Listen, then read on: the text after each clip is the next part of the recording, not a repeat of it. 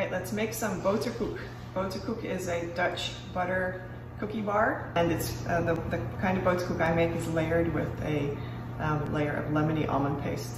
First of all, what we're going to do is we're going to line our pan. So I have an 8-inch brownie pan or baking pan here. I'm going to put a little bit of butter on it just to make the baking parchment stick to the pan. Rub it in there. Make sure you get it in all the corners. All right, so let's get our parchment paper and roll it out on the counter or the table. Put your pan on top of it and then cut it so that you have a few inches all the way around. Then what I do is I cut a square out of each corner, meeting the corner of the pan. Like that. This one as well. And now I know that if I put my parchment paper in my pan, it's going to meet in the corners exactly. Here we go. So now we're going to make the layers. A layer of pastry, then a layer of the filling, and then another layer of the pastry. So I made my dough earlier, cut it in half because we want half on the top and half on the bottom. Now this is a really sticky dough. It has a lot of butter in it. You can put it in the fridge. If you put it in the fridge for a long time, it will go firm enough that you can roll it out. But sometimes it's easier just to use your fingers and press it in. But as you can see, it is really sticky. So it might help to use an offset spatula or something like that, just to spread it into all the corners. And when it's all smoothed out, if we're going to try and put the next layer on top right away, and we try and smooth that out, it's just going to become a big mess. So what we want to do is make sure that the bottom layer is solid before we put the filling on top. So in order to do that, we're just going to slide this into the fridge for half an hour or so, or the freezer for a lot shorter if you have space in your freezer. Just until the dough is solid enough that you can press on it without indenting it too badly. So I'm going to put this in the freezer. So here's our first layer of the boterkoek. Now that it's been well frozen in the freezer, it's absolutely solid. And here is my amandel spice, or my almond paste. And to make the filling layer, you just want to go ahead and spread that over the frozen layer. And you'll see it's really sticky. So even stickier than the dough. So the offset spatula is pretty handy to be able to spread it out.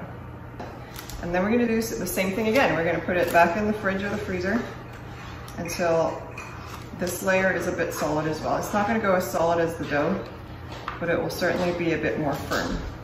If you're going to put your almond paste in the fridge, I would make sure that your next layer of dough is refrigerated as well, so you can roll it out.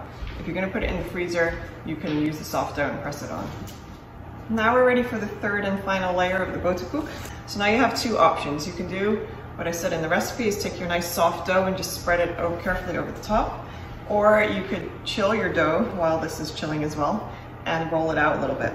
So I'll show you both. I separated a small piece of the dough out to show you how it rolls. It's a very, very, very sticky dough, so you have to work really fast if you're going to roll it. Roll it out. And there we go. See, this is why it's challenging. It's wanting to break up on me. A little bit more flour here. And then grab your dough scraper and place it on top of your amandel spice here. Alternatively, you take your soft dough, and you probably want to break it up a bit so you can distribute it beforehand. So again, we can just gently spread it over the amandel spice, being careful not to indent it. But the bottom layer should still be firm as well. I'm going to get it all the way to the edges, and as even and smooth as you can get it. So this is where your dough scraper might come in handy again. Sometimes I like to take my scraper. So what we're going to do next is make the traditional pattern that goes on top of a boterkoek.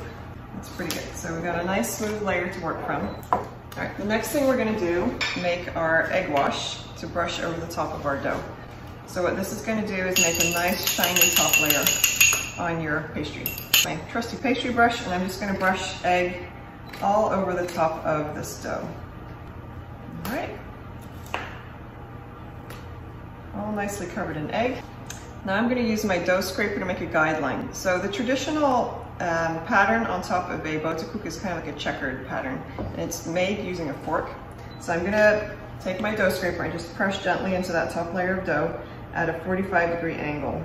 And then I'm going to use my fork to sort of I'm going to draw the tines of the fork along that line. You don't have to push hard, especially if your dough is soft. So I've got one line. Now I'm going to leave a gap about the width of my fork and draw another set of lines sort of next to it. We can do another one up here and a little one over here.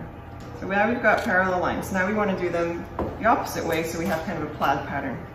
So again, I'm going to use my scraper and make a guideline at 45-degree angle, and I'm going to draw my fork along that line. And then again, parallel, about fork width away, parallel to it in the other direction. All right, here we go. You can also cover the entire thing in parallel lines, however you want to do it, but this is the traditional pattern. All right, now I'm going to put it in the oven, and then you'll see it rise up a little bit. When it's ready, we'll take it out and we can press the sides down just a little bit with a spoon, and then we have a beautiful boterkoek.